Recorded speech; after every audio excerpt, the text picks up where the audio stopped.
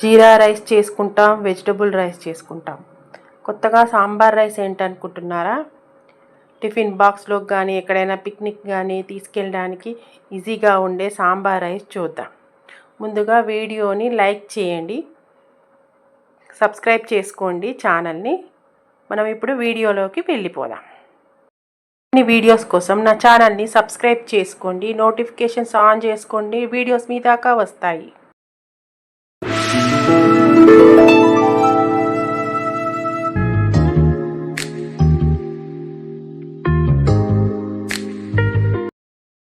Pan తీసుకొని దాంట్లో 2 table spoon oil వేసుకొని కట్ చేసుకున్నటువంటి వెజిటేబుల్స్ వేసుకోవాలి.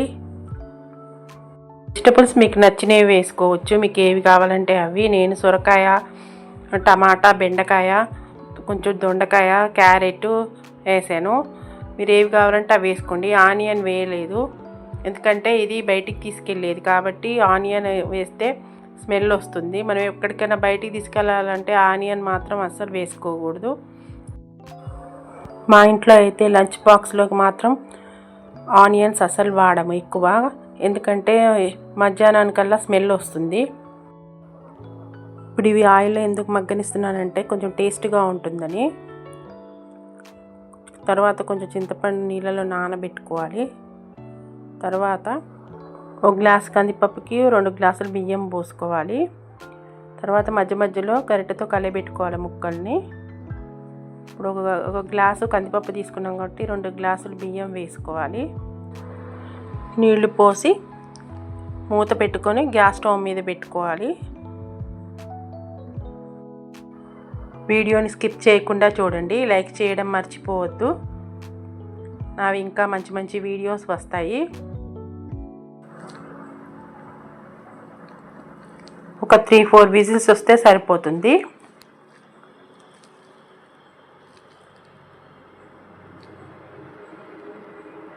నేనైతే 4 విజిల్స్ దాకా రాయించాను, పప్పు అన్నం ఉడకాలి కాబట్టి. తర్వాత మూత తీసుకొని బాగా కలుపుకోవాలి. అన్నము పప్పు బాగా కలుపుకొని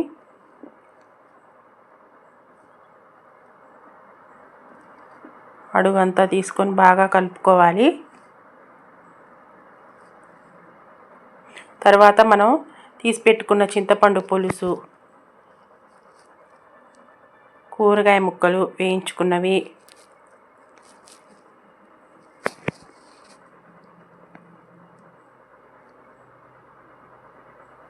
కొంచెం కరివేపాకు కొంచెమే వేసాను వాసన కోసం. తర్వాత తిరగమాతలో కూడా వేసుకుంటాను.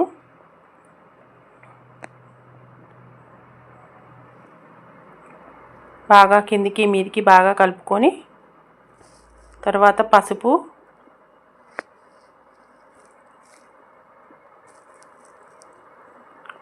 ఉప్పు,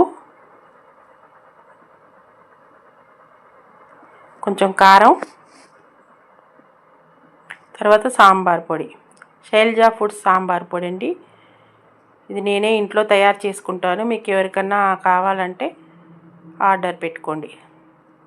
తర్వాత నేను కొంచెం బెల్లం కూడా వేసాను, చింతపండు ఒగురు పోవడానికి. తర్వాత కాచి పెట్టుకున్న నీళ్ళే వేస్తాను, చల్లటి నీళ్ళు వేయకూడదు.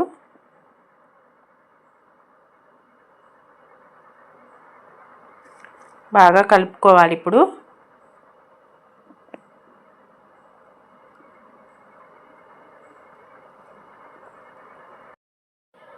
తర్వాత తిరగమాత కోసం 2 టేబుల్ స్పూన్ ఆయిల్ వేసుకొని ఆవాలు, జీలకర్ర, ఎండుమిర్చి వేసుకొని వేగాక ఇంగువ, కరివేపాకు వేసుకొని తిరగమాత వేసుకోవాలి.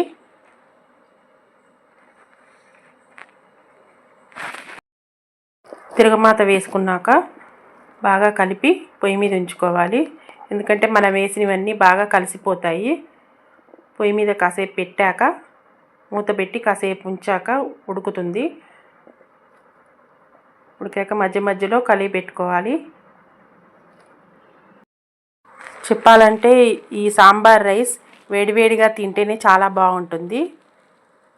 పార్టీలకైనా గెట్ టుగెదర్ అయినా ఇలాంటి రైస్ చేసుకుంటే సాంబార్ రైస్ చాలా బాగుంటుంది. ఒక ఐటెం తీసుకెళ్ళాలి అనుకున్నప్పుడు ఇలాగ తొందరగా అయ్యే సాంబార్ రైస్ తీసుకెళ్తే బాగుంటుంది. ఇప్పుడు ఇలా వేడివేడిగా సాంబార్ రైస్ని సర్వ్ చేసుకొని తింటే చాలా బాగుంటుంది. మీకు ఈ రెసిపీ ఎలా నచ్చిందో లైక్ చేయండి, కామెంట్ చేయడం అసలు మర్చిపోవద్దు. మా ఇంట్లో వాళ్ళైతే ఇది చాలా బాగా ఇష్టంగా తింటారు. వేడివేడి అన్నంలో నెయ్యి వేసుకొని అప్పడాలు వేసుకొని తింటే అంచుకి చాలా బాగుంటుంది.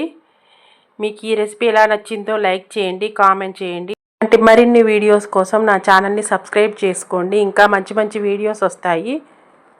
Thank you for watching.